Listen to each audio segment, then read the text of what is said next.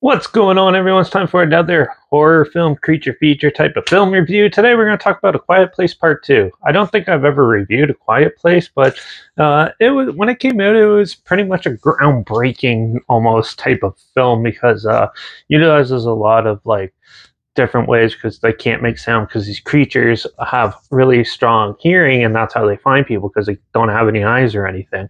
So it made a really evolutionary almost type of horror film and it was done pretty well and stuff. I'll go more in depth into it into another like actual review, but I just my roommate and I checked out A Quiet Place Part 2, so I thought might as well talk about it. So this was released May 28th, 2021, and it was directed by John Krasinski, who also did the first one, A Quiet Place, but he also did like um, the iconic Killer Goblin type of film called The Hollows. He also did a few other weird things like brief interviews with hideous men and a couple episodes of The Office.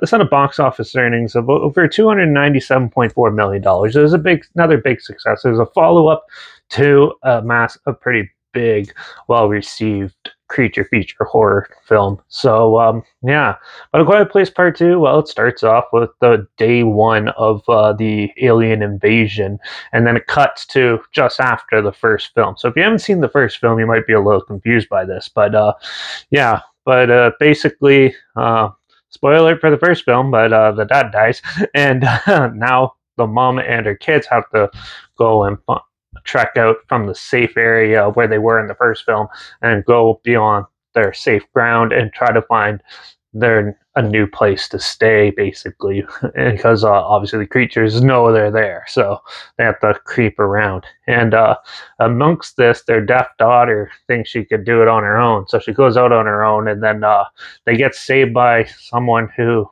one of the family friends from the beginning of the film, and he comes and helps them. And then yeah, as the film progresses, they go on this more chaotic journey of with these creatures around and trying to find more civilization and safer areas to be and just try to survive. It's a good survival type of horror film. It has some really good elements in there. I love the setting of like the town and stuff, and just I like when people go on journeys during like these like alien invasion type of films and stuff. It makes it way more interesting because you never know what they're gonna find, right? So and it shows how hostile humans can be in these situations too. Overall, I thought the film was very enjoyable. It has all your action monsterish type of action in it. Yeah, it looks good. The creatures and stuff always look good. They look the same as the first. There's no new type of creature, but overall, it's a good film and a good stand up to it. There's a couple flaws though that I thought.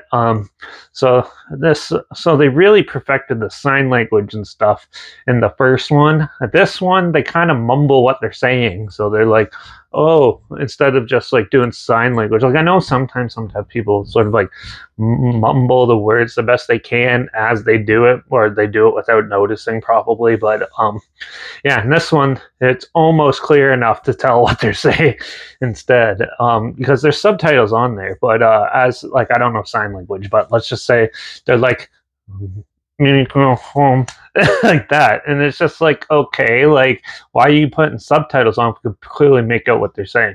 This was the same issue that I had with the film. I don't even know if I recorded a review for this film, but there's a Netflix film out there that's been out for a while called The Silence, which does the same thing. It drives me nuts.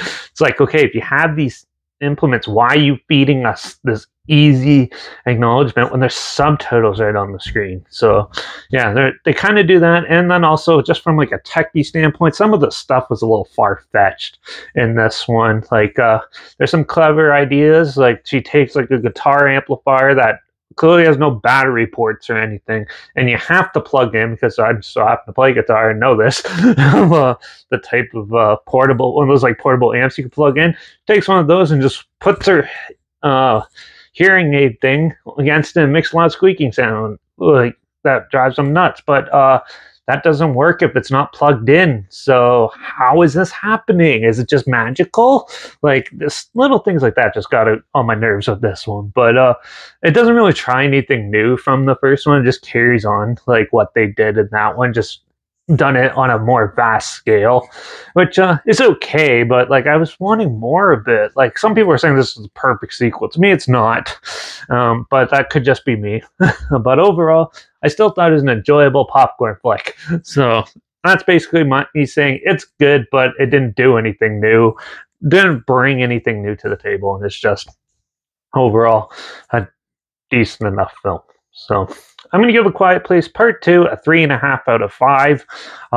So if this sounds like something you're interested in, you want to check it out, yeah, I'll either try to find it somewhere where you can watch it for free, or it's on Netflix and right now, and I think it's on Prime too. I know the first one's on both. So, but yeah, so you watch on one of those. But I'll try to link it or a trailer down below so you can check it out. Also, make sure you check out my Instagram. It's linked down below. That's where I always post clips of films and review in the future. All my stories, I have the film title, hashtag and subgenre film, and a hashtag so you're aware of it. Also, my Letterbox is down below. Derek P Reviews. That's where I post my first star rating after watching the films. And also, my Twitter's down there, reviews_Derek. So follow me on one of those platforms. Stay in loop with this channel. Like this video, share some more people aware of it. Comment your opinions of the film down below if you have any. And also, if I haven't reviewed the first one, let me know if you want to hear a review or an updated review of that one down below as well. Also, make sure you subscribe. Hopefully find something weird, obscure, and odd that you never thought of, that you never thought of checking out together. Also, so you know my opinions on popular films that come out, somewhat like this, classic films, and reviews on other things as well. And finally, make sure you ring that bell because, well, I got another Netflix type of movie that my roommate and I checked out called Night Teeth that I'm going to talk about another vampire film in the next review. So tune in for that. And, well, yeah, that's it for this one. So watch out for all those monsters out there when you make noise. And I guess I'll see you all in the next review. So until then, cheers.